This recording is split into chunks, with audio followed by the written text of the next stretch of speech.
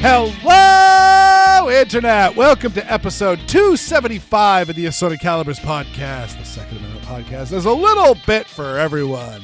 I'm Weer'd Beard, and tonight I am joined by, she's amazing, she's wonderful, she is a big deal and she doesn't realize it, but we all know, it's Erin Paulette! How you doing, Erin? I am tired because I spent the weekend out of town, about 2.5 hour drive in a little place called Ocala. Most of you don't know where that is. It's somewhat north of Orlando, and there's a state forest by the same name near there. Why were you there, Erin? Well, that's because Ocala had a Pride Festival on Saturday. I'm not entirely sure why they have it in November rather than in October when the rest of Florida has it. Might have something to do with heat. I don't know. But I had a great time there. And I've got some fun stories. I got some neat swag. And there's a picture of me and some other folks at the festival. And I just want to say, first of all, that, and I realize that there are multitude of factors that went into this, but I got a better reception there than I did in Orlando when I had a booth there in 2018, 2019. It was before COVID, because in Orlando, you'd think that I would have more people coming by, and a lot of them just gave me a wide berth, and I had a hard time convincing people to come talk to me. But here in Ocala, folks were coming up. They were interested. One of the gentlemen who I was there with, who goes by the name of Puck because he's a hockey guy, he wanted to start a Pink Pistols chapter there, and he didn't really know how to go about it, so he really wanted me to come down. That's why I was there. He invited me to come help him run the booth, and I did. And I didn't think he was going to get a whole lot of signups, but he filled up an entire page, flipped it over, and got a few more on the back. Nice. Which, I mean, that's just phenomenal regardless. Mm-hmm. But especially at a Pride Festival. And so that was really, really great. And I met a firearms instructor who literally was just, down the street on the opposite side. Howie Marbury, who knows Tiffany Johnson and had nothing but good things to say about her. And so it was always nice to go, oh, hey, okay, I don't know you, but I know you through this friend. And so we talked about things like that. But I've got a couple of stories, and two of them are neat, and one of them is not so neat. Well, I'll let you choose the order. All right, so I'm going to start with the annoying thing first, and we'll just get it out of the way. And as I said, the vast majority of people were really, really good. And, I don't think I mentioned really why that is. I'm sorry, I'm all over the place.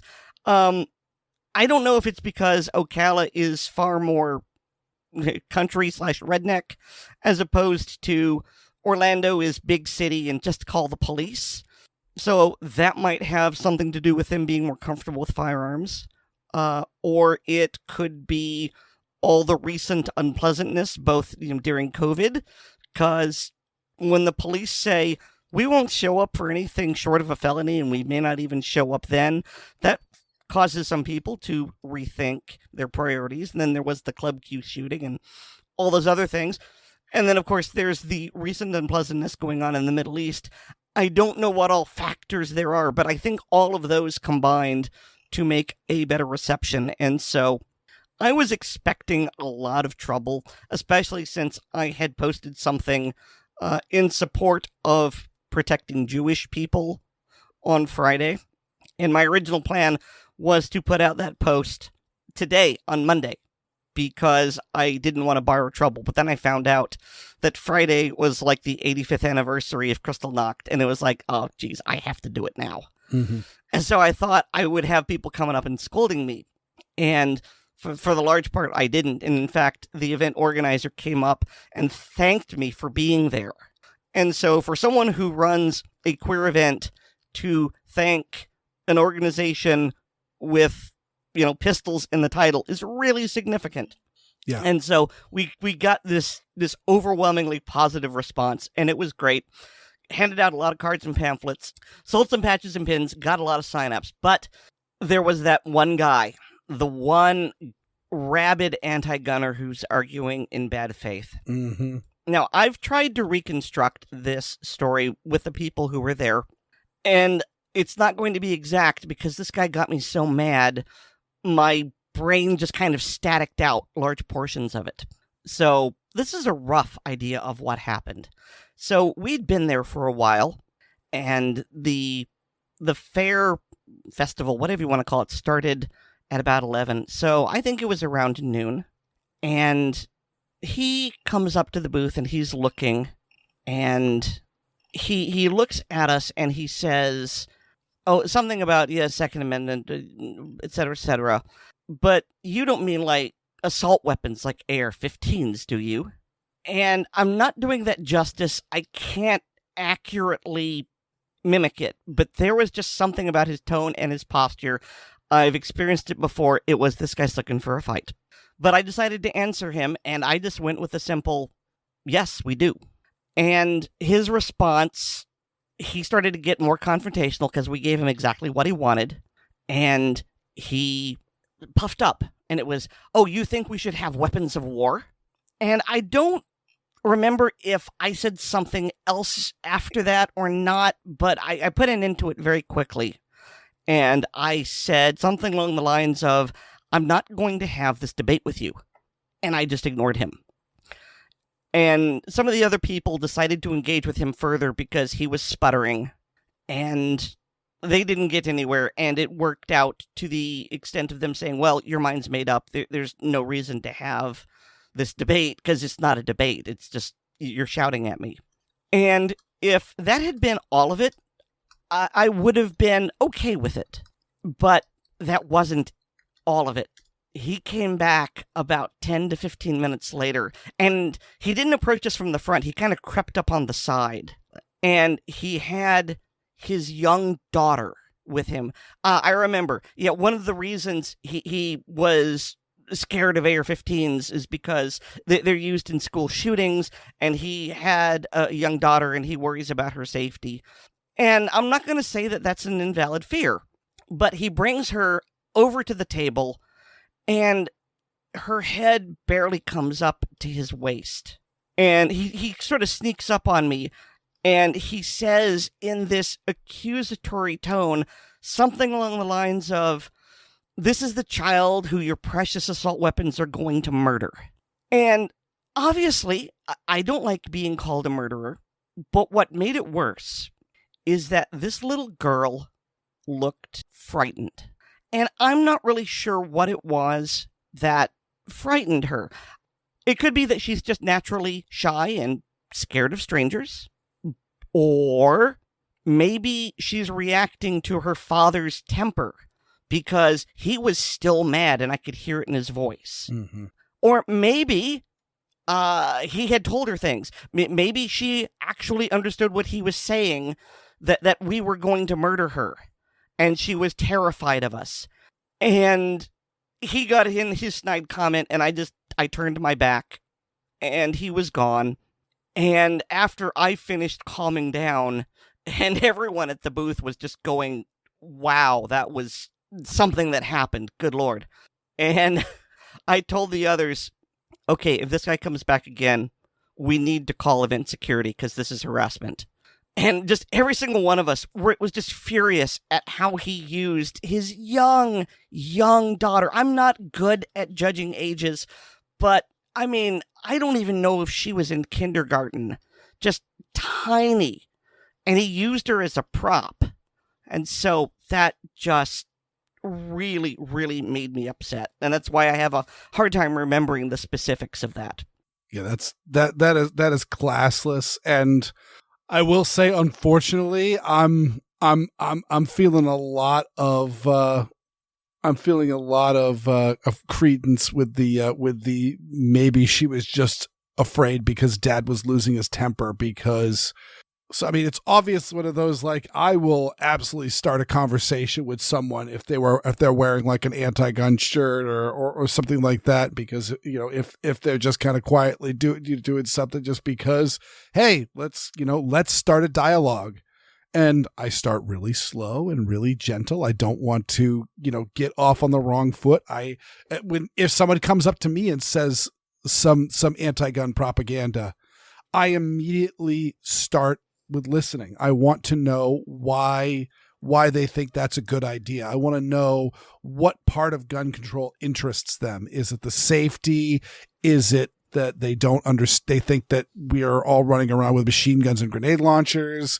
Is it that she thinks that they think that, there's more, there's more death and destruction in the United States than any other place in the universe, because that's what Michael Bloomberg's told her, et cetera, et cetera. But it's all, you've got to be very slow and very respectful when you're kind of crossing that Rubicon. And this guy was just picking a fight. This guy was just there to throw a bomb, to ruin people's day. And no matter what happened, I'm sure he's going to turn around and say, got him, I win. Because I've seen these type of people. And no matter what happens, they win. And someone who does that is also the same type of person who's just going to get nasty with their own family. And so that's unfortunately a very real possibility. And it could also be, to use the daughter as a pawn, then he may be just spoon feeding her this type of fear. I mean, when the Parkland shooting happened, I actually saw kids on the news saying, I knew it was only a matter of time that it was going to happen here.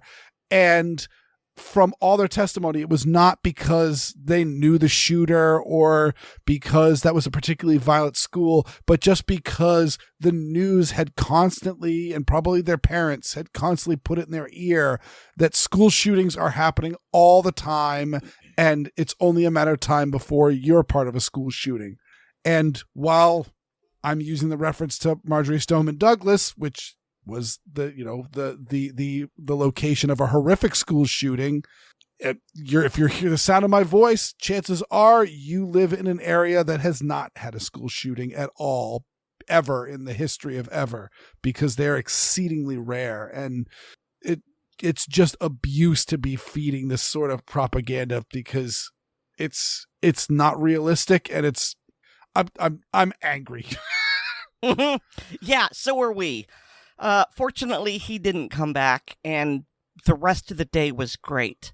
So let me tell you about the two great things that did happen. Yes, please. So I mentioned Puck, but we also had a gentleman there named Justin, and Justin drove up from St. Petersburg. So he was really enthusiastic about helping, and we had talked about what to bring, and bring a fan, it's going to be hot, bring snacks, bring water. And he asked for high-resolution images of the Pink Pistols and Operation Blazing Sword logos. And I said, well, why? And he goes, well, I want to do something neat for you. Would you do that for me? It's like, well, all right, sure. And so I sent him the files. And he had a friend of his who's just starting a company called InnovativeCAD Technologies. And it looks like a sticker, but it's not. I don't fully understand the process. There's something involving ultraviolet. And according to Justin, the images are not going to come off. You would have to physically damage the structure. But I was given a Coyote Brown ammo box with the OBS and PP logo on it, and they're beautiful and they're glossy, and there are pictures in the show notes. it was actually difficult to take a picture of them without the lights reflecting off it, but it looks beautiful. And then inside were 4 PMags, and 2 of them had full color on both sides, images of Operation Blazing Sword on one and Pink Pistols on the other. And Justin told me that 2 of the magazines were for me and 2 of them were for Puck. And so that's just absolutely gorgeous.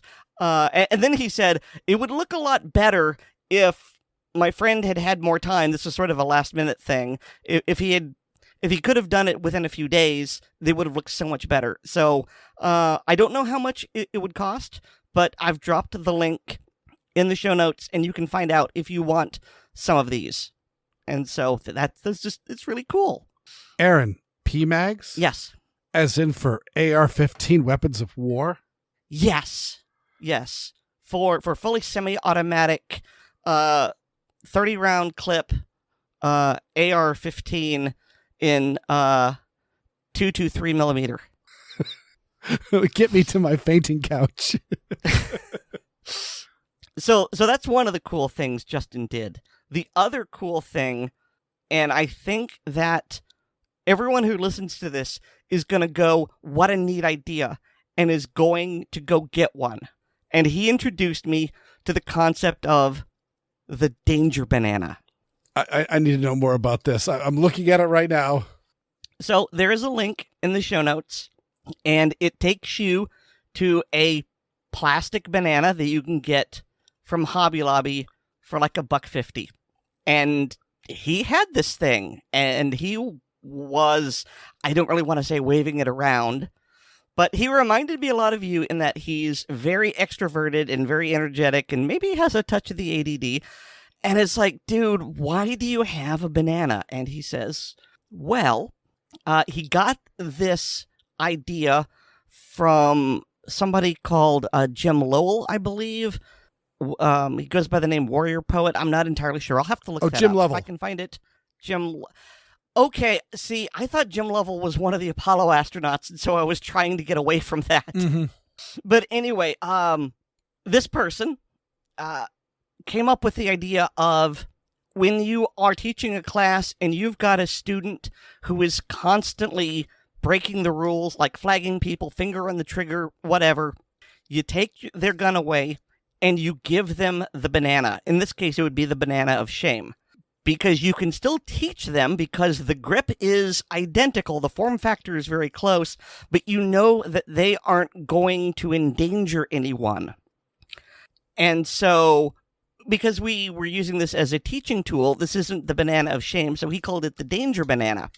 And, well, he's got a banana in his hand. People are coming up and asking him what it's about, and he tells them. And he will frequently engage them. If they show some interest, he would give them an impromptu lesson on how to hold a gun. But because this was a Pride event and people were, well, the organizers were very emphatic that we not bring guns along. And Justin asked about blue guns, and I said, no, they would probably freak out. They probably wouldn't know that a blue gun is inert. And so the danger banana, he was demonstrating how to hold and how to do an aiming stance. Aiming stance sounds so stupid, but you know what I mean. You know, he was teaching these newbies how to hold a gun, but using a banana.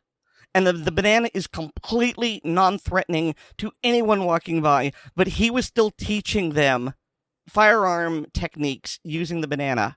And I thought that was so amazing that I'm going to get my own danger banana, and I think everyone else who hears this, who is either a professional instructor or just likes to teach people at the range, they're going to end up with their own danger banana. That's awesome. And oh, by the way, I looked it up because I'm like, it doesn't sound right. It's John Lovell. And yeah. And let's see, who is I'm looking to see who the commander of the, it was Jim Lovell was the commander of Apollo 13. Well, there you go. So, yes. Hence my confusion. Yes, and I've met John, and he is a really wonderful guy. So that's my stories from Ocala Pride, And I know I've been talking for a while. So, how are you doing, Weer'd? I am doing just fine. I mean, I have nothing really interesting to report. I had a very, very like disruptive week. There was a lot of just changes with the like half days and holidays and a lot of things that needed to get done. And it never quite settled into my groove. But the good news is that our school was celebrated Veterans Day on Friday, and so school was off in all the surrounding districts. And my daughter was talking with one of her friends and was like, "We want to go to Boston. We want to go do something fun." And so they talked. And my daughter was pushing for the aquarium. Her friend was pushing for the Boston Science Museum, of which my daughter was like, "I don't want to do that. That's baby stuff." And we're like, "Are you confusing the Science Museum with the Children's Museum?" "Well, which one's the Children's Museum?" "Oh, it's the one that's got the giant climbing structure in the lobby." "Oh, yeah, that's the one I'm thinking about. Yeah, that's baby stuff. Yeah, that's a little young for you for you now. No, the Science Museum's the one that has the world's largest Van de Graaff generator that shoots giant bolts of lightning." "Oh, yeah, and it's got the dinosaurs." "Yes, I know that one. I want to go to that one." Okay, so me and her friend went to the went to the Science Museum. They were hot and fast for like the first half of the day, and then we broke for lunch, and they just stalled out hard. We just went home. But yeah, it was a very, very good time. Though I will say the world's largest Van de Graaff was not working. Though they did have the singing Tesla coils going, and they ran those twice. I'm trying to remember what the first song was. But the second song was they played the theme from Ghostbusters on a pair of gigantic singing Tesla coils, and this friend that was with my daughter, her dad is an electrical engineer, and I'm like, "You need to build some of those singing Tesla coils." He goes, "I don't want to burn my house down." So, but it trips all of the parts that excite me. It's playing music and it's so loud you can feel it. I like this so much, and there's bright lights and it's dangerous. Yes, please. That's my kind of rock and roll music. That's the kind of rock and roll music Gigi Allen was trying to bring back. So I remember seeing on Facebook one of these, when you're a kid, you have a favorite dinosaur, and then when you grow up, no one asks you what your favorite dinosaur is anymore, and that makes me sad. So, Weer'd, what's your favorite dinosaur? Oh, it's been a while. I will say I'm a little disillusioned with dinosaurs when I suddenly realized that like half the dinosaurs that I memorized and learned about as a kid were someone found a single bone fragment and extrapolated a giant dinosaur out of this. And then some other scientist goes, no, it just goes over here on this one we already know. Aww. Let's see. You know what? I think I'm gonna for today. For today, I'm gonna go Deinonychus, just because it's the Velociraptor that's actually the size of a Velociraptor, and they had feathers, and so we like the the dinosaurs turned into chickens, and then we turned the chickens into dinosaur chicken nuggets. It's the circle of life. Or we could also argue that I always would tell my daughter that all chicken nuggets are dinosaur chicken nuggets. How's that? Well, when you eat gator bites, they're not shaped like alligators. They're made of alligator. Uh-huh. If you're eating chicken nuggets, it's made of dinosaur because they're all dinosaurs. Okay, I understand. And I remember there was actually a video that somebody made of a man going into his hay barn and turning over the hay, and it was just absolutely infested with mice, and his chickens knew exactly what he was doing and was following him and were running down and chasing and killing and eating these mice, and they have the Jurassic Park theme playing in the background. All right, well, shall we get into some news? You're not going to ask me? What? Oh, my goodness. Aaron, you're right. you're right on so many levels. On the then you become an adult. People, Aaron, what is your favorite dinosaur? My favorite dinosaur is the Ankylosaurus. Ooh, and why is that?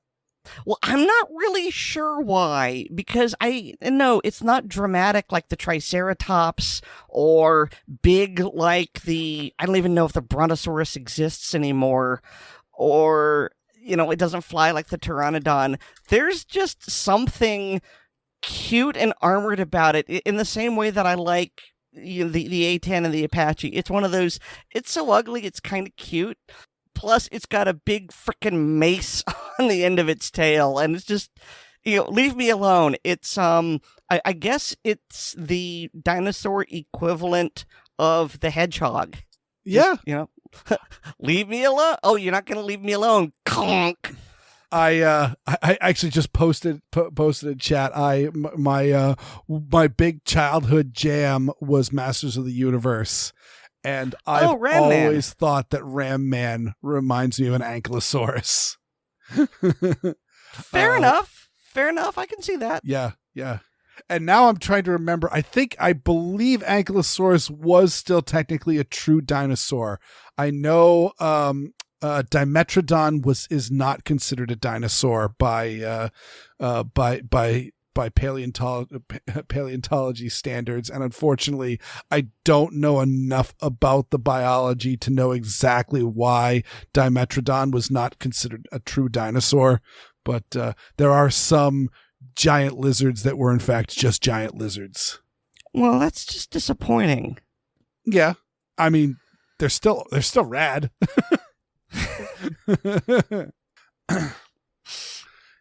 Like I don't think Archelon is considered a dinosaur because he's just a big sea turtle, and dinosaurs are not sea turtles, and definitely not the sea scorpions, though those were really cool.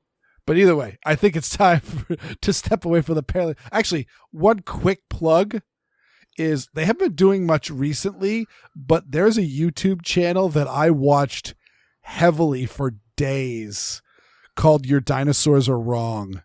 And this guy is... Oh, no. Do you know this guy? No, just based on the title. It's great. This guy gets dinosaur toys and looks at them and describes the dinosaur that they are, talks a little bit about the history of the discovery of the dinosaur and some of the biology of it that we know, and then discusses how we believe the dinosaur actually looked and what's wrong with that toy and why it doesn't look like that. And there's some old stuff that's based on some of the 1930s and 1950s models where the dinosaurs were standing more upright and dragging tails and that sort of stuff. Mm. It reminds me of Pluto being demoted from planet, and I didn't like that either. Yeah, I'm of two minds. On one hand, I always grew up Pluto being a planet. On the other hand, when you quickly realize that there are a bunch of other planetoids that are actually bigger than Pluto, but because they're not covered in methane gas or methane ice, and they're super duper duper shiny, we just didn't find them until very, very recently. And so therefore we realize that there's a whole lot of bigger stuff out there that are trans-Neptunian objects that are bigger than Pluto, but are not planets because we never classified them as planets. And Pluto's kind of weird. Again, trans-Neptunian. Sometimes Pluto's the furthest planet. Sometimes Neptune is. It's like it's cheating. I mean, I would be just happy with all of the TNOs being relegated, promoted, addressed, promoted. Whatever. Promoted would be the appropriate word. Promote. More planets. You know what? Promotion's going around. It's not like we have to pay them. Yeah. Serious Investar now planets. I think those are the two. More planets for everyone. I think those are the two biggest ones. But yeah, I'm in it. I'm in. Yeah. Let's start a GoFundMe or a change.org. Yeah. All right. I want to do news now. Yeah, and good luck pivoting from us being funny, jolly, nerdy to some of these things. Whoo. Yeah. Yeah, they're honestly, I've got 4 stories here in the main topic section, but really it's kind of 2 stories because I see them as extremely related. I'll say these first 2 I will consider. I think the poetic term that popped into my head when I was thinking about them today was bad shoots in a bad world. One of which actually, if you're subscribed to our Patreon, we actually talked quite a bit about this on the ACP Mag Dump, and I got a little bit more off topic on it than we did. But a man, I'm not 100% sure if he's a Panamanian who spent some time in the United States, or is he a United States expat. Oh, yeah, this one here says Panama-born U.S. citizen. So he has dual citizenship between Panama and the United States. But given his age, he might have been born in the canal zone when the canal was still owned by us. Could have been. That is an interesting theory. But either way, whatever it is. There was there's a bunch of theories around it, but essentially the easiest description is that there's a series of mines in Panama that are about to be reopened to a new mining contract, and the environmental activists there in Panama are protesting it, and they made the decision to block a major artery through Panama and created a massive traffic jam because this was a big highway and nobody can get around the debris that they put. They put rocks and tires and logs and things in the middle of the road so that nobody could drive. And then they stood there with their signs so no one can drive past. And I believe they blocked it for several hours. It was not an insignificant amount of time. So you can go into the show notes where you can also read this guy's name if you're so interested. I'm not going to personally name him, but yeah, you could see the traffic jam in the background from the video footage, and it's going on for miles. And so this guy comes walking up. He's a elderly man. People have described him as looking like Santa Claus. Walks up, talks to the protesters for a little bit, and then reaches into his pocket and produces what appears to be a Glock 26. And after talking a little bit more, tries to move some of the stuff out of the way, but he can't because he's got a gun in one hand. And then I don't have the unedited version, but it's out there. But it's you think seeing from the video that I've got linked here that there's a woman that's got like a big flag, and you think, oh, does she start taking a swing at him with this flagpole and essentially using it as like a quarterstaff or a pike, and that causes this. But it's not. He ends up just really kind of casually, not even using the sights, just popping one of the people in the row, and then turns and shoots a second person, and then essentially surrenders to some other people. But he ends up killing both of these people. But it's in no way, shape, or form like a good shoot. Well, from what I understand. And I'm not victim blaming, but I think that the victims made some poor choices, because when he produced the gun, one of them is reported to have said, I don't know if it was one of the victims, but definitely one of the protesters says, "Are you going to shoot someone with that?" And he says, "Do you want to be the first?" So when you have someone who has produced a gun and was gesturing with it, and indicated that he was quite willing to shoot people, I feel like the sensible course of action would have been to get the heck away. Mm-hmm. And one of them confronted him as he was attempting to move the barricades, and he shot one. And then later on he shot another, and one died at the scene, and the other one died on the way to the hospital or at the hospital. Mm-hmm. And like I said, I'm not blaming the victims, I would have definitely done something differently. And the look on his face when I don't know if it was the first shoot or the second, and the photographer just had excellent timing because I believe someone said this looks like a still from a Scorsese movie. Totally. Because you can see the ejected brass casing up against his cheek. And so it's just the perfect time, and the look on his face is somewhere between disgust and, well, I guess it's come to this. Indifference, really. Yeah.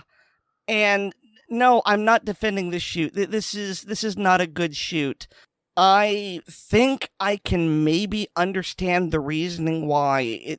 Okay, this reminded me of the mid-90s movie Falling Down. Yes. With Michael Douglas. Michael Douglas. Yeah. And again, that was, he did not do good things, but this was a man who had been pushed to his limit, and he finally said, to hell with it. And, you watch that movie, and you, to a certain degree, sympathize. You can at least go, okay, I get it. I understand why this man snapped. And that was just the look I saw on his face, where he's just going, you know what? I'm too old for this, and I'm not going to put up with it, and if I go to jail, so be it.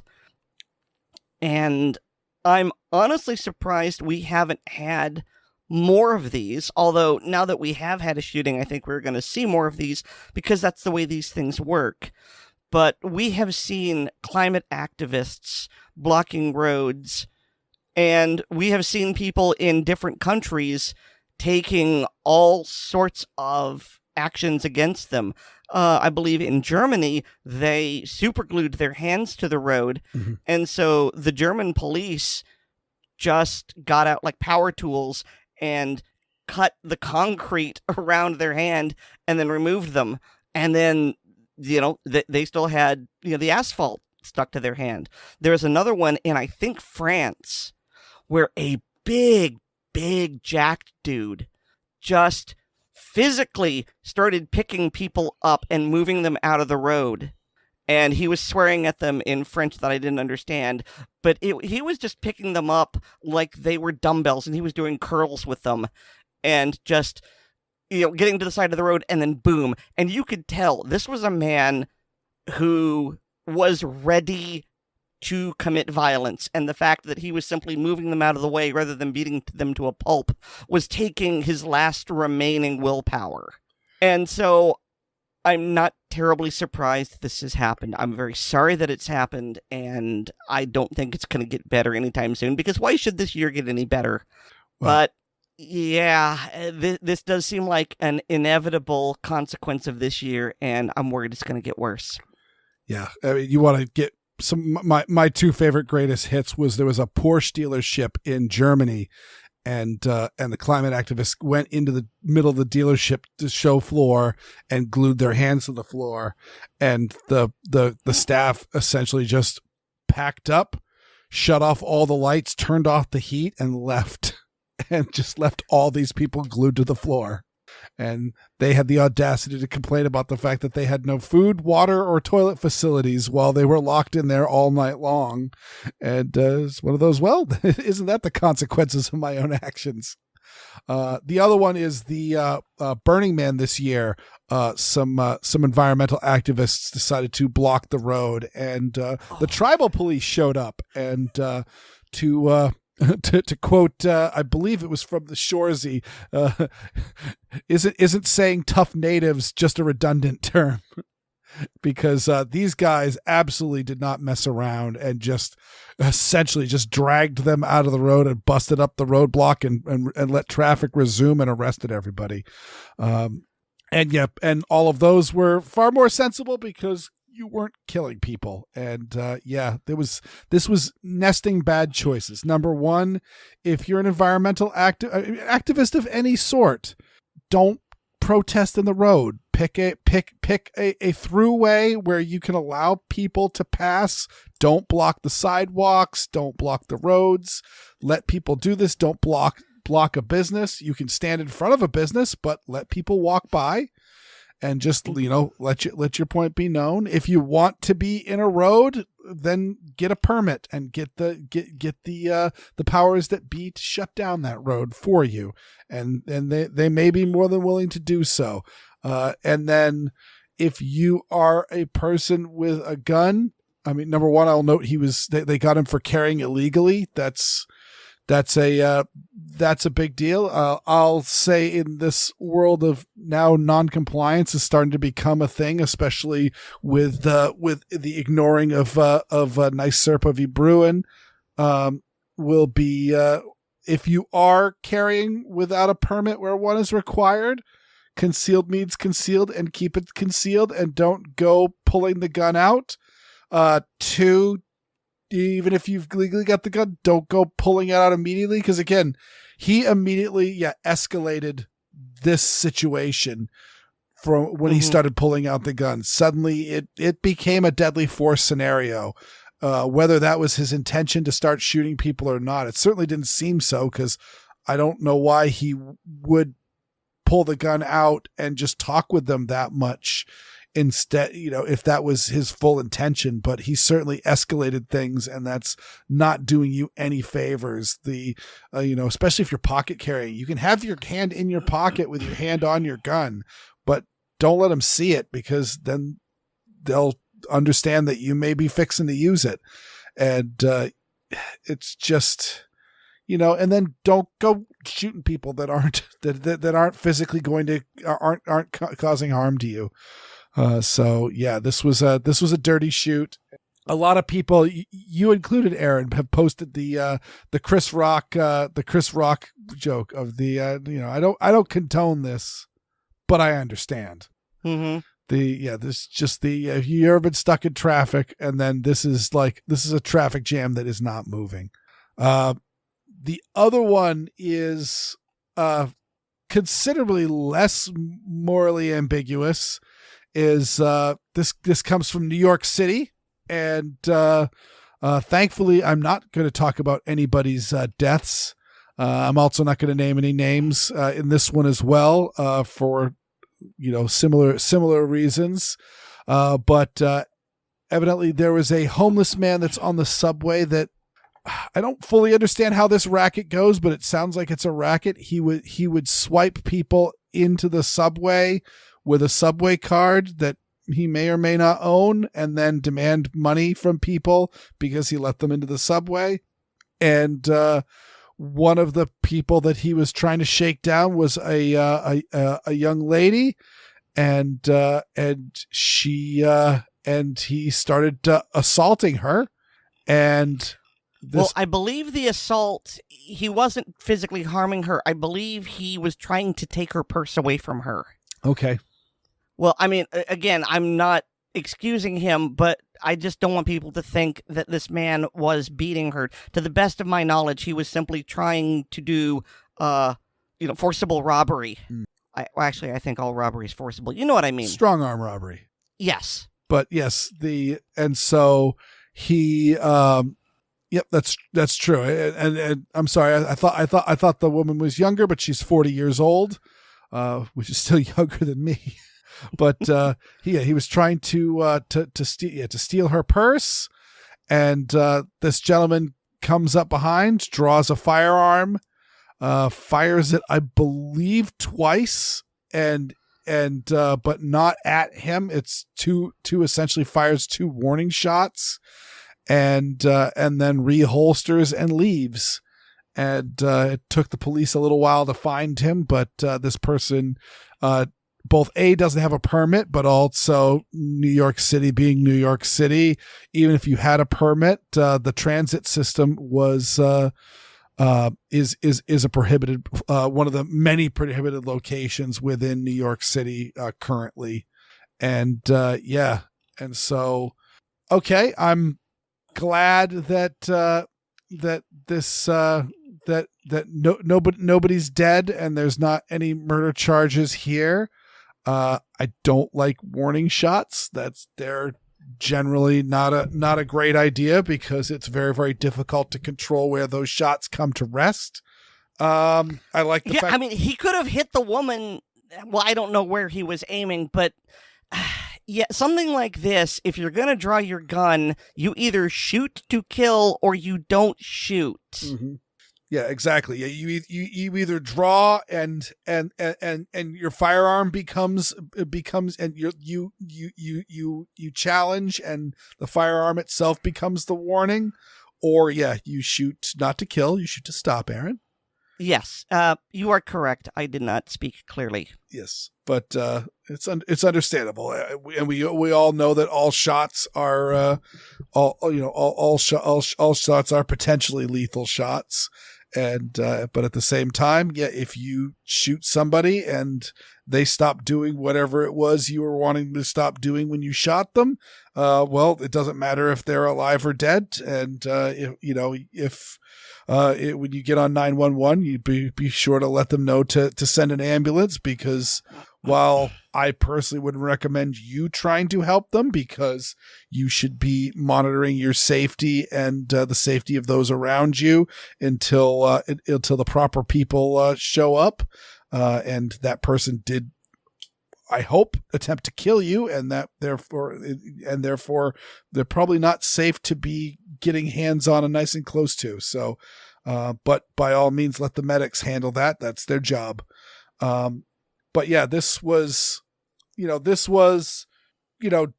good on one level, on the fact that there was a strong arm robbery by a particularly unpleasant individual, because, I mean, if you've followed any history of New York City, you know about the squeegee people. And I believe it was Giuliani actually did a crackdown on the squeegee people. But essentially, guys would come with a mop, and with a bucket and a squeegee, and while you were at the red light, they would squeegee your windshield. And hearing many of the people that were in New York at the time and comedians that would joke about it, was the water bucket would be filled up at the beginning of the day. And so as the day was going on, essentially they were taking your clean windshield and smearing muddy water all over it, and then, smearing it around with a squeegee. But essentially they would squeegee your windshield and then very, very aggressively demand payment for the work that they did for you that you did not agree to.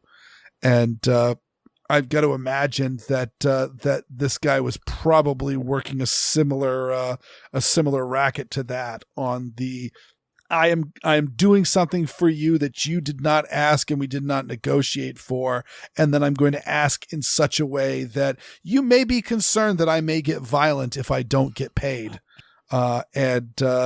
And certainly he did get violent, because he was attempting to steal a woman's purse. I have no idea if it was just a robbery of opportunity, or if this woman refused to pay him for his gracious services, and that she didn't ask for, and was trying to get robbed as a means of compensation. But that attack was stopped. Nobody was killed, and the guy moved on. But also, he fired several warning shots in the subway of New York, which, legal or not of the law, it's currently illegal to carry in the subway of New York. It's currently illegal to carry without a permit in New York. And so again, this one I've got a lot more sympathy for, but also, besides constitutional grounds, he's going to have a real hard time arguing against the charges that he's facing. Mm-hmm. It also would have been easier if he hadn't immediately gone for the gun. If he had walked up and attempted to push the guy away, wrestle, otherwise try to dissuade the homeless man from mugging the woman, and then if things escalated, if the homeless man got violent and then the man drew a gun, I could see that, because then it became self-defense. Mm-hmm. But he didn't do that. And this is yet another example of, you only draw your gun for people that you're willing to go to jail for. Because this guy is now going to jail, most likely. I mean, he's been arrested, and I think New York will find him guilty.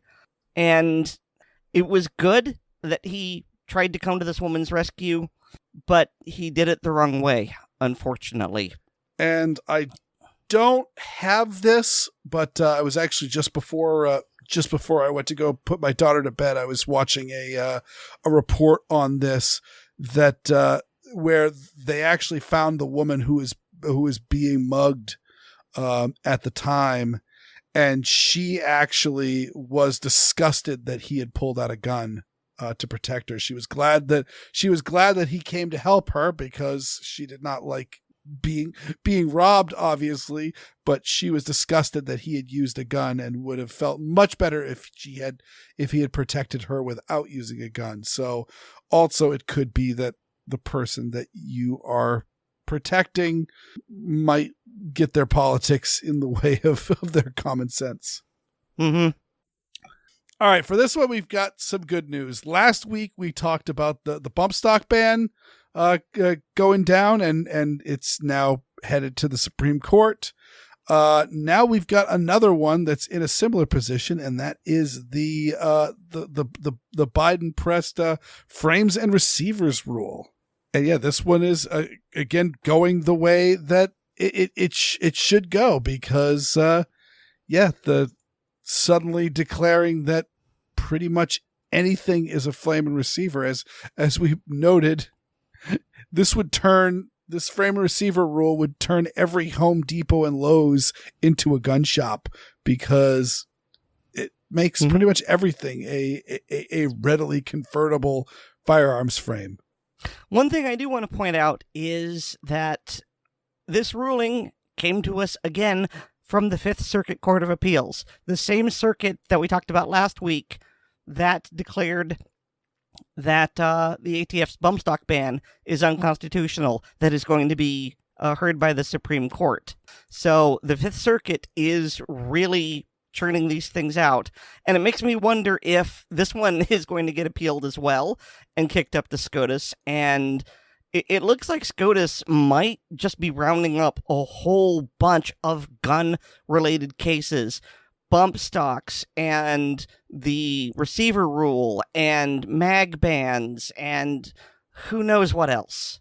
Yeah, I mean, there's obviously a potential that there could just be a giant Second Amendment battle royale, and it's all of them.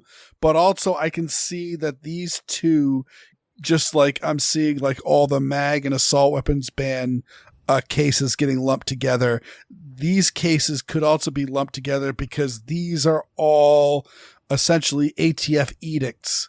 And the argument could be against the Chevron deference of the ATF, and essentially saying that, no, you guys aren't Congress, and no, you guys don't get to make the rules that you then enforce. Mm-hmm.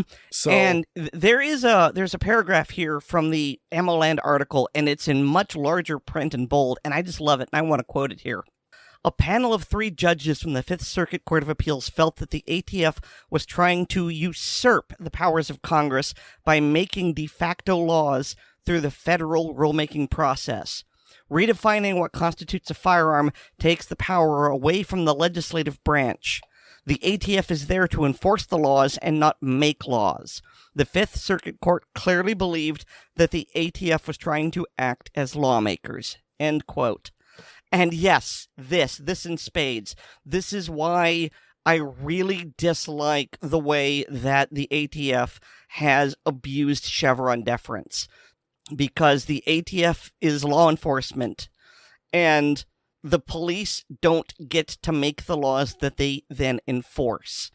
There's a reason we have separation of powers, because otherwise you can have the police changing the laws whenever it suits them, and that is abuse and corruption. Yeah, and both of these instances are essentially the ATF reneging on a deal where they essentially have said, oh, this 80% receiver is in fact an 80%, and therefore it is not a firearm, and therefore you can, mail order it to anybody and they can send it, and going through, and they're changing their mind on this. And then the same idea going with the bump stocks. On the bump stocks were approved and kosher and perfectly fine for sale and perfectly legal, and now they're not, or then they were not, and now they are, and now they aren't, etc. going through the track of these. But Another big factor is, like, especially with bump stocks, frames and receivers, I'm not 100% familiar enough with the actual letter of the law. But when you look at the NFA on what defines a machine gun, a bump stock does not fit that definition whatsoever, nor a forced reset trigger, nor a binary trigger. None of these things are considered machine guns per the letter of the law of the NFA, but yet the ATF is declaring that they're machine guns for reasons. And again, that is, if Congress wanted, Congress, both banned machine guns and then put the Hughes Amendment in place. And while we may find that reprehensible and those may be illegal on Second Amendment grounds, it's not illegal procedurally. Congress could absolutely pass a law that would say that every Home Depot is a gun shop because every piece of plumbing is a potential firearm, or any such rules, regulating against, bump stocks or all these things can be done by Congress because they're writing law, but it can't be done by the ATF because they don't have that power. I have a theory, which I cannot prove, that the majority of Congress secretly loves this because, well, if they made these laws, then they could very likely suffer that when it comes time for election. But if they can say, hey, I didn't do this, it's the ATF doing it, their hands are clean. Yeah, certainly there's not going to be any sort of retribution for if, say, the assault weapons ban case gets it all the way up to the Supreme Court and the Supreme Court absolutely says, oh my goodness, California and Massachusetts and Washington and New Jersey and all these other states that have assault weapons, you guys are 100% unconstitutional. You can't do that. It's not like somebody like Chuck Schumer, who was around for the 1993 and had a heavy hand in the 1993 assault weapons ban. It's not like Chuck Schumer is going to be arrested for treason for usurping the Second Amendment. Nope, it's just going to carry on. Oh, I guess it wasn't illegal. And so they don't get a whole lot of consequences for the negative actions they do, but at the same time, it is still exposure, and that can often be very, very bad. So yeah, no, I get you. I hear you on that they might be more than happy just to let the courts do all of this. Mm-hmm. We good? I think so. All right, now on to the segments, and our own Erin Paulette sat down with Annette Evans to talk about her project on her own. Is it a self-defense group? Is it a class? Is it a support network? Is it a cult? Let's have Annette explain.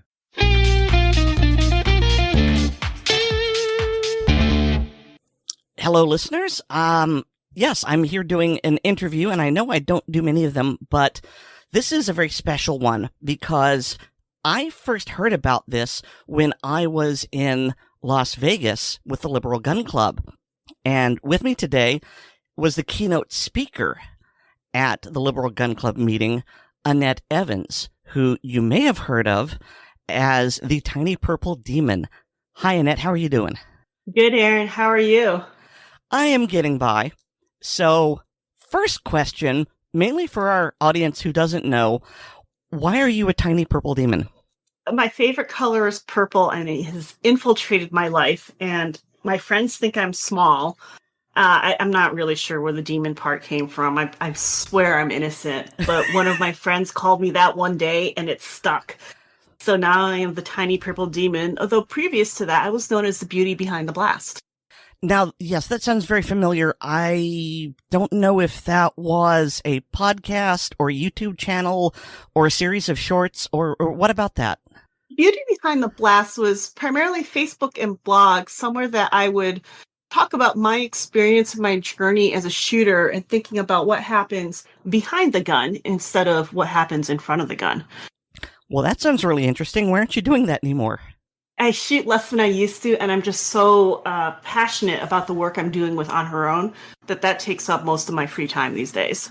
That is a perfect pivot. Yes, On Her Own is what you talked about at Liberal Gun Club, and I had never heard of it before, and I imagine most of our listeners haven't heard of it as well. So please, what is On Her Own, and why are you so passionate about it? On Her Own is, to give you the elevator pitch, a space for women to explore and learn how to navigate the world solo, particularly outside of the traditional support structures that a lot of people, women, expect to have. I think about women who are moving out on their own for the first time, or who are recently divorced or widowed, or their kids have moved out, or even temporary moments of being on their own, like their husband went on a business trip and they've got to manage the house and or the kids all by themselves, or even just the afternoon. So I think about all these times when women are on their own, and then how do we survive and how do we thrive? I think about self-defense because that's the world I come from, but it's also everything else, or I'm trying to think about everything else that goes into what does it take to survive and thrive when you're a woman on your own. You think about like health, housing, food, finances, and self-defense. Well, I was going to ask, tongue-in-cheek, but Annette, what does this have to do with guns? Because I think most of our listeners know you through your firearm-related activity and advocacy, but it sounds to me, and stop me if I'm putting words in your mouth, it sounds to me like On Her Own is an outgrowth of the independence that comes from being a gun owner. It does. So I came from the self-defense world, as you say, and the gun world. And it taught me a lot about that independence, but it also gave me an experience that made me realize that the gun world and the self-defense world wasn't speaking to people in my particular place in life at that time. I told you the story in my keynote about where On Her Own came from. And I think that it's really relevant to how On Her Own became not just guns. We're certainly very gun friendly over here. And I certainly think that it's an excellent option for the people who want to take on that responsibility. But it can't just be guns because we're more than that. Mm-hmm. The start of On Her Own came when I was recently divorced. I was estranged from my parents. I lost a lot of friends in the divorce, whether, intentionally or as a part of drifting apart, not hanging out with the same people anymore. And during that period of time, I went to the Rangemaster Tactical Conference, saw lots of friends, took lots of classes, and I sat in on this wonderful class with Tatiana Whitlock about concealed carry for women. And Tatiana asked us at one point during the class, well, why did we go through all of this hassle and all this effort of learning how to shoot a gun, figuring out how to carry it with us, actually carrying it with us, and strapping that chunk of metal and plastic to our body every day? And she asked us this question and asked all of us to pull out our cell phones. And of course, I'm very confused at this point. And she says, hey, what does your background photo show? What's your lock screen show on your phone?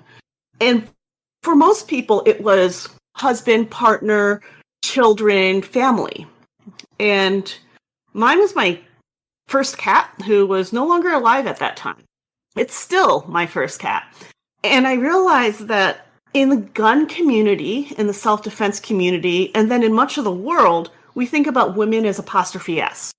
And by that, I mean we think of women as somebody's child, somebody's mother, somebody's wife, somebody's sister, and not just somebody. And that's how we got to On Her Own. So I don't know what this says about me, probably nothing good, but the lock screen on my phone is the default green wallpaper that it came with. I suspect it's a useful shorthand for many people, and then for the rest of us, we're like, what? I get what you're trying to get to, but maybe it doesn't work for me. And I'm not saying that people who, don't have their family on their cell phones background don't love their family. Mm-hmm. Just saying that, not all of us have that as sort of the driving force in our lives and the driving force for the things we do in self-defense. And so on her own is a way to get that driving force? To me, it's a way to acknowledge that for some of us, we're just the someone. We're not someone's relative or loved one in some way, which means we can't call daddy to help us change a flat tire, for instance. Or we might not be able to call our husband to turn on the generator when the power's out because he's out of town.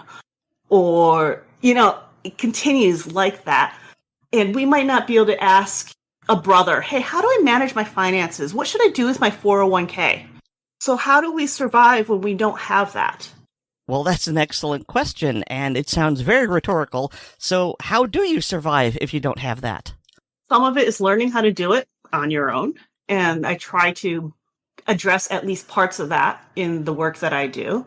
And I'm certainly open to more of that. Someday this is going to be a bigger project than it is now. Some of it is figuring out who in your life you can ask. Maybe you don't have daddy to call when you have a flat tire, but you have a network of friends and one of them will probably be available. Maybe it's figuring out how to hire help. So that flat tire, and I love that example because most people are pretty familiar with the problems that can cause, is maybe your solution is, I'm going to get roadside assistance. I'm going to know what number to call. I'm going to be paid up on my dues, and I'm going to call these people to help me when I have a flat tire. And that's an okay way to manage things on your own because you found a solution that works for you instead of assuming a solution or having a solution that most people seem to have. All right, I'm confused about one thing, and maybe I wasn't fully paying attention, but I'm not clear as to whether this is a support group or a series of classes or networking. How exactly does this work? So right now it's content.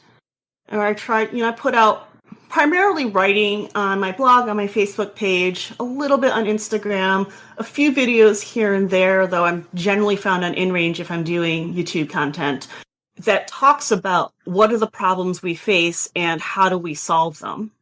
I would love to see this become a community over time. I am certainly developing classes that are relevant to this, both classes that are specific to the problem of being on her own or on our own, and classes that are related, such as self-defense classes, things like that. It's very amorphous. So, Annette, this all sounds really great, and I mean no disrespect here, but why should we listen to you in this regard? You aren't a licensed therapist. Oh, no, I'm not. I love my therapist and I could never do her job. It's not really necessarily about therapy, though we talk about some of this, how do we value ourselves and particularly value ourselves as our own people. But I think a lot about the practical parts of life on our own. And I think on her own is really best suited to how do I solve these practical problems? And in that, I have been a woman on my own. As I said, I started this when I was freshly divorced. And I also come from a deep background and a wide background in the firearms and self-defense world, which is, of course, one of our biggest concerns when we're on our own is how do we stay safe? I started shooting guns in 2006. I shot competitively for many years, where a lot of folks are familiar with me. I owned a training facility for a short period of time. And I've been through, I think I'm around 1,500 hours of training right now, documented, ranging from competitive shooting classes to technical shooting classes to instructor classes to combatives classes where we combine hand-to-hand problems and fighting with guns to defensive performance pistol classes. You kind of name it, and I've probably studied something in that realm these days. And beyond that, I'm also, anybody who reads On Her Own knows, I do Brazilian Jiu-Jitsu.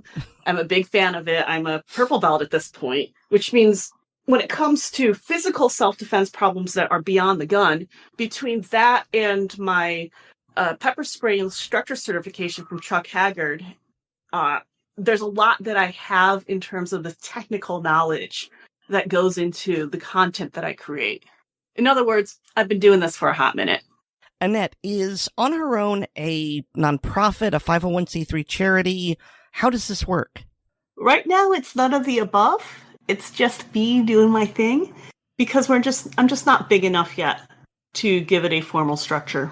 But in time, you want to make it into a charity, or is it going to be a for-profit enterprise? How do you want it to grow? Probably going to end up as a for-profit enterprise, primarily because that is the easiest way for me to get the resources I need to do the work that I want to do. It's hard to explain to folks how this is charitable when it's a whole bunch of content about how to live life.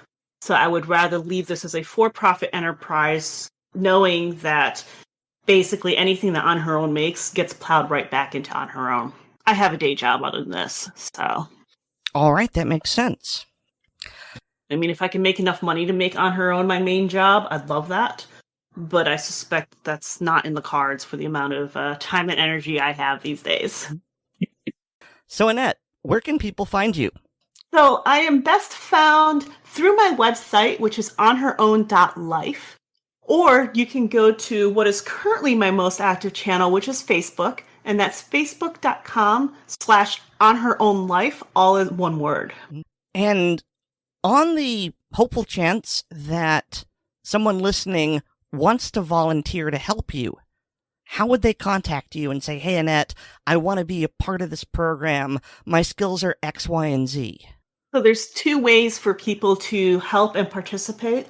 One is please read the posts, share the posts, talk about the posts, comment on them. That helps raise my profile, and the larger profile I have, the bigger audience I have, the more resources I have to help people out, because unfortunately we are in the world of social media by the numbers and not by the quality of content. And the other thing is you can DM me through the On Her Own Facebook page. All right, Annette, thank you very much for coming and telling us about On Her Own. I look forward to seeing how it grows in the future. Thank you so very much. I'm really, really excited about On Her Own, and I can't wait to see it become a bigger and better thing, not just in my work as I improve what I do, but as others contribute to it.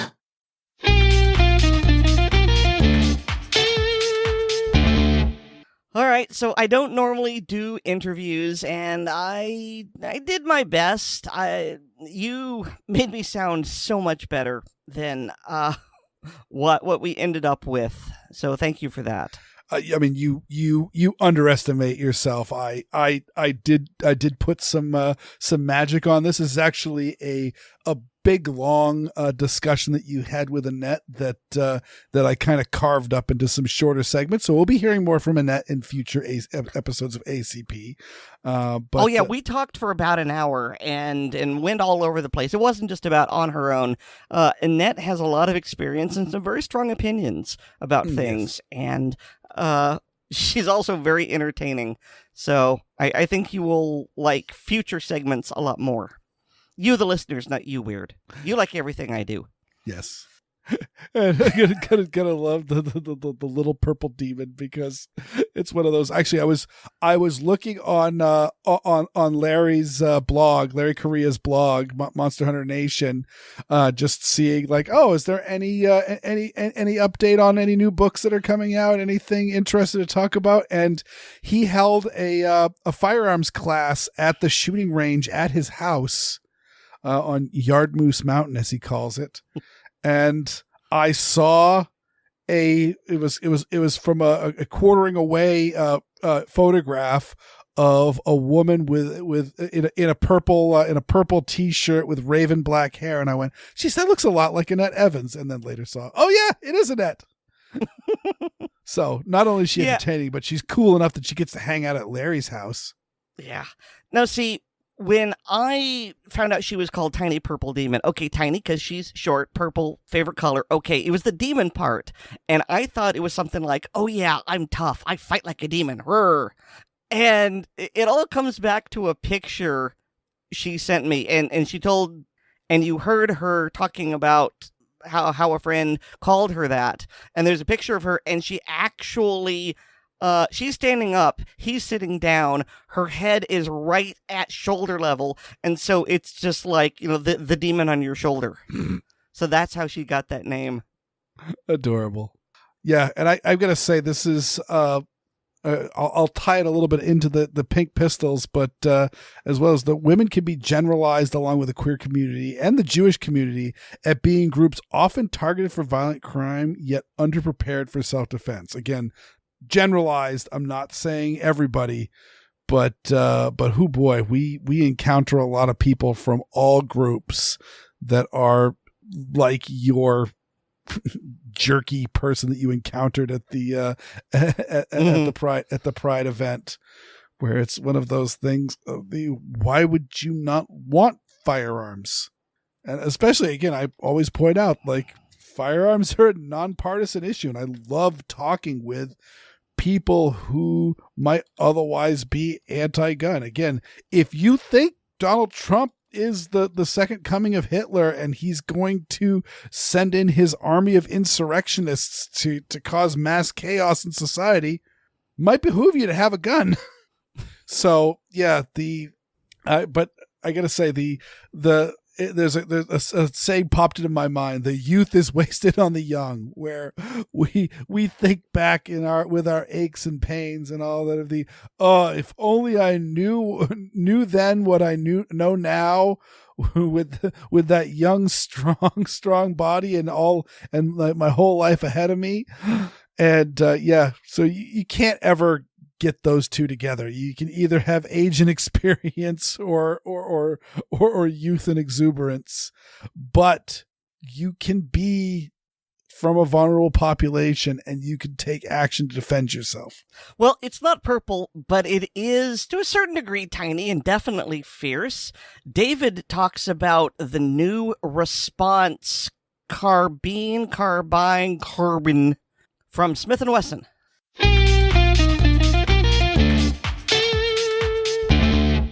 Hi, and welcome to Gun Lovers and Other Strangers. In this segment, I'd like to talk about the new Smith & Wesson Response pistol caliber carbine.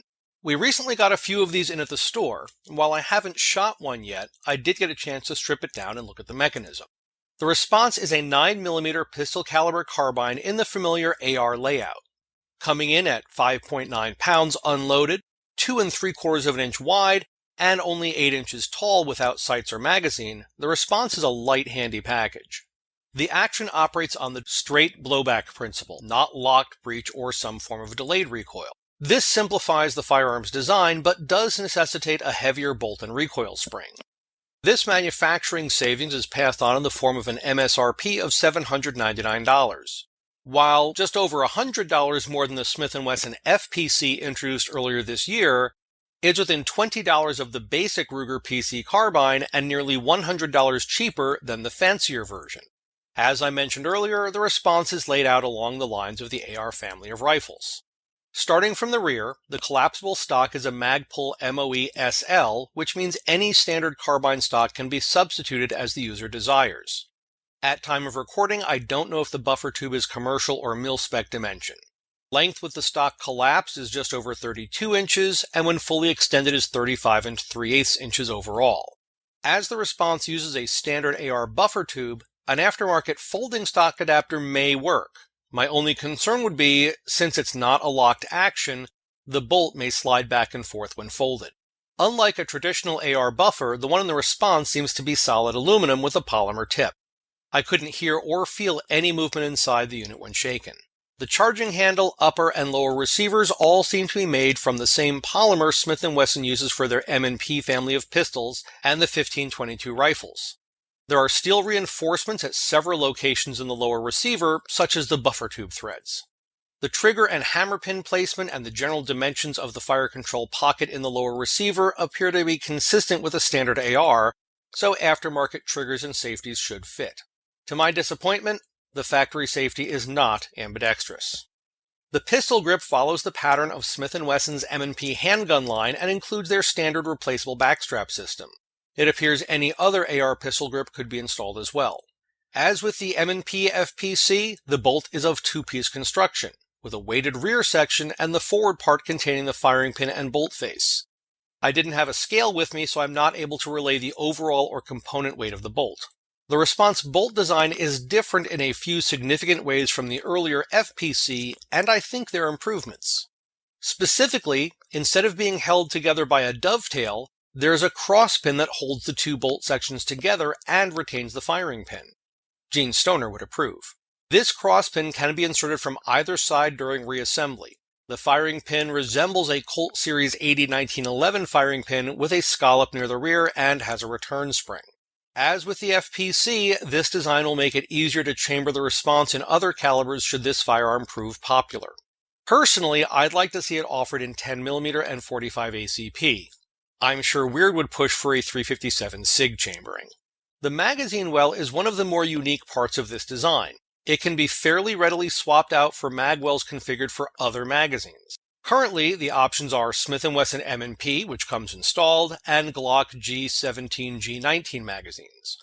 Both the M&P and Glock mag wells are included with the Carbine, along with two 23-round M&P magazines. No doubt other adapters will follow. To change the magazine wells, a hex bolt is loosened from the top, adjacent to the ejector. Once this is done, the magwell slides out to the right on a pair of dovetails. The alternate magwell is slid into place and the bolt tightened. Done. The magazine release is in the standard location for an AR and is attached to the magwell assembly. When the magwell is changed, the magazine release goes with that component. As Oddball and I have discussed previously, a pistol caliber carbine using standard pistol magazines should have the magazine in the pistol grip, which the FPC does. The Response seems to be targeted at those familiar and comfortable with the AR platform, admittedly a large portion of the gun-owning market. The trigger is of the currently popular flat-face design, and while I found it slightly heavy, it had a crisp and clean break after slight take-up when dry firing. Trigger reset was also nice and short. The top of the upper receiver and forend are both military standard 1913 Picatinny rail. The forend also has M-lock slots on the sides and bottom, including the 45-degree sections. The forend is a Midwest Industries product, though it seems to be made specifically for the Response.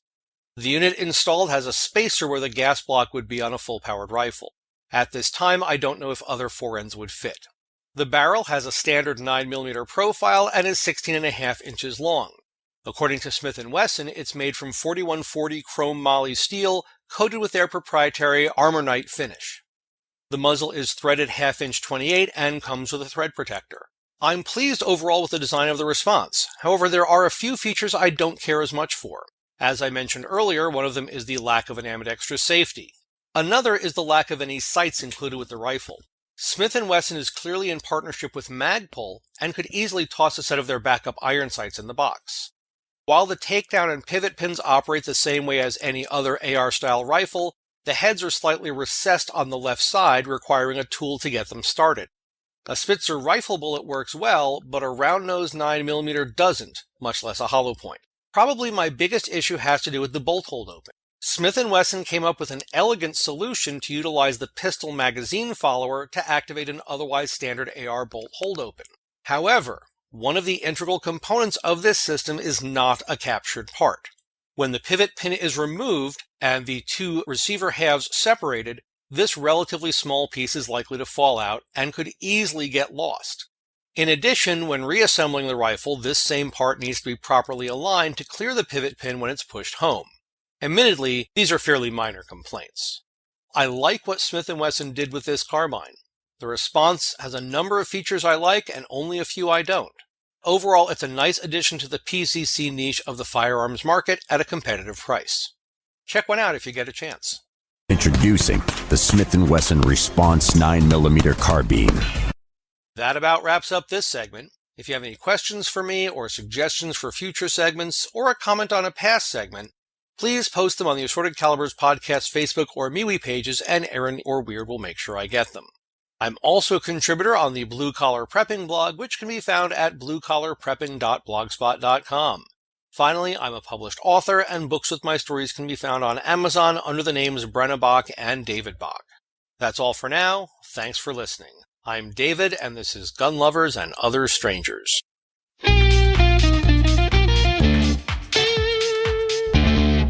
So, this is something that I find is interesting here. So, The response carbine is made by Smith & Wesson, and the other 9mm carbine that David has, the FPC, is also by Smith & Wesson. So I get it in terms of two very different form factors.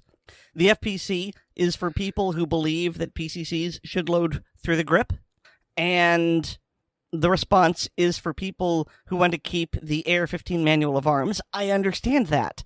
It still feels like Smith & Wesson is competing with itself with these two platforms. Yeah, that is that is very, very interesting, but it is two separate markets. Certainly, and then on top of that, like, it seems like everybody's coming out with a pistol caliber carbine now, that there's like so many different choices out there. And so, I will note that your beloved Kel-Tec, they have a rebate out now. So like you can pick up a sub 2000 for short money, like high point carbine money. Well, that is if you can find them. I believe that they are still pretty thin on the ground. I mean, that's Kel-Tec. Kel-Tec, if you can find it. Well, the joke going around it being made by multiple people is that George Kellgren just likes designing things, and he's found a way to make money off of his strange designs. And so, yeah, the biggest problem is production. That's their bottleneck. So, they for legal reasons, this is a joke.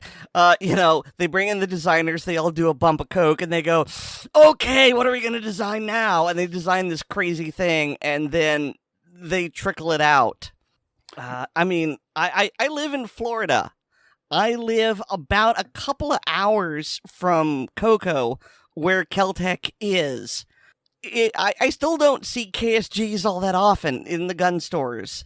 So if I don't see them in their home state, yeah, I imagine that they're hard to find. And good Lord, the last time I saw a sub 2000 in the wild was, well, honestly, it was at NRA pre-COVID, and I don't think it counts if you see them at the Kel-Tec booth at NRA.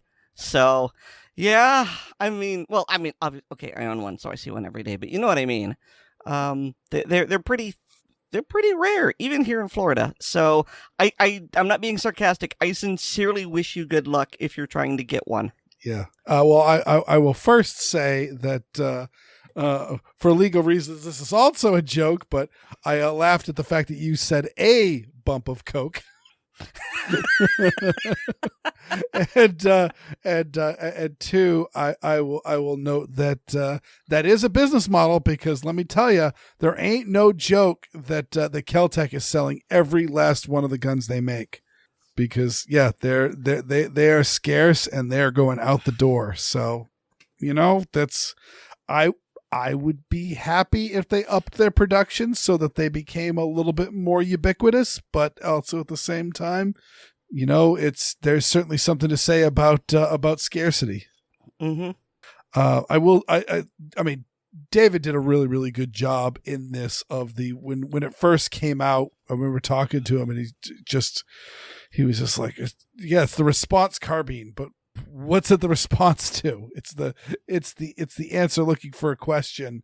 But I get it. Again, if you've got either AR parts that you want to translate over into a training gun, or you just like that AR manual of arms, that's probably the gun for you. And then if you want something that's a little bit more small, tidy, and practical and foldable, then the FPC is the one for you. And David mentioned the 10 millimeter and 357 SIG chamberings, and especially my statement about 357 SIG. And the reason for that is that 9 millimeter is really the way to go. I mean, it's one of the cheapest centerfire cartridges out there, and so that makes it really, really good for training. But it's 9 millimeter, it's not 22, so you've got a little bit more practical use for hunting and self-defense and that sort of stuff. So it's kind of a nice little sweet spot. But boy, if you look at the ballistics for 10 millimeter or 357 SIG out of a 16-inch barrel, they're getting alarmingly close. I mean, they're definitely surpassing 30 carbine. And they're definitely getting, closer to 5.56 as far as muzzle energy goes. And there's something to be said about that. And I think that's an underutilized market. I'm honestly surprised that 357 SIG is still a thing. It kind of isn't. I mean, it was much more a thing when 40 Smith & Wesson was, because essentially they're built off of the same cartridge. And so therefore, if you have a Glock 22, if you buy a 357 SIG barrel, just drop it in and congratulations, you've got a 357 SIG gun. But now that there aren't making as many guns in 40 Smith & Wesson, then 357 SIG, which was the hipster 40 Smith & Wesson cartridge, is kind of going by the wayside. So is it a boutique round at this point, or is it still in a little more common use? I kind of think it's always been a boutique round. I mean, it's been a mainstream boutique round, but it's still kind of a boutique round. I mean, there was a lot of law enforcement agencies that were issuing 357 SIG. Yeah, I think it's an underutilized cartridge. It's really, really cool. It fits in most 9mm sized handguns. It's got the ballistics of 38 Super, and if you put it in a carbine, it turns into a stump puller. Stump puller. No, I know exactly what you mean. It's just I've never heard that before. Oh, you never heard that term? No, never heard it before. Oh yeah. Well, I mean, it's also like a super New England thing where just pulling stumps is like a very, very important task, because I have to pull trees out of my friggin' garden because trees are our weeds. Hey, Aaron. Yes, Weer'd. Do you know who else gives amazingly good performance? Me. 100% correct. Good night, folks. No, our listeners. But also Aaron Paulette, because we couldn't do it without Aaron Paulette. But also, we could not do it without listeners, because it was just Aaron and I talking to each other. Like, we could do that without, like, recordings and making segments and all that stuff. I mean, this is a good way to spoil a good conversation. So, yeah, we need you, the listeners, because you guys are the reason why we do this. Thank you so much, each and every one. Did you just assume their gender? What's that? Did you just assume their gender? I don't think so. You called them guys. Well, guys is a gender-neutral term as far as I'm concerned. Dude is also a gender-neutral term. I understand that it is implied a masculine gender, but Aaron, you're just as much a dude as I am. I was like, dude, what's up? So. Well, all right, I suppose. I'll allow it. I mean, it's even more non-gendered if I implied the Massachusetts version of "use guys." But yes. Why do you Yankees overcomplicate everything? What's wrong with y'all? Y'all is a wonderful. I had my Latin teacher actually had us using y'all in there because Latin has a, what is it, second person plural conjugation, and there is none in proper American English, but there is in Southern English, which is y'all. And so yeah, so y'all was readily used in Latin class. It is a superior word. And then there's Spanish, which not only has like Latin, the singular you and the plural you, aka y'all, but also Spanish has a familiar y'all and a formal y'all. I did not know this. Oh yes. There's two and there's usted. Well, there. Y'all to all of y'all. And y'all to each and every one of our listeners. But an extra special y'all to all our supporters on Patreon. If you want to become a Patreon patron, go to patreon.com/Assorted Calibers podcast to sign up. Patrons get an early release of the podcast, plus bonus content like the hilarious blooper reels, the ACP film tracks, and the ACP Magna. Also, please remember to y'all us on Apple Podcasts, subscribe to us on the y'all of your choice, and share the show with all y'all's friends, both online and off. I've got a y'all. It's called Weer'dWorld.com. That's WEERD World.com. Yeehaw! And you can y'all me every week on Handgun Radio on the Firearms Radio Network, y'all. Would you y'all me? I'd y'all me. I'd y'all me so good. Someone must stop us. Someone must stop us. And y'all can get more from me at Linktree/Aaron Paulette. That's linktree.ee/Aaron Paulette, all one word. And y'all can give thanks to Nate Spencer for our music. Y'all. Bud. And so's our podcast. Good night. Good night.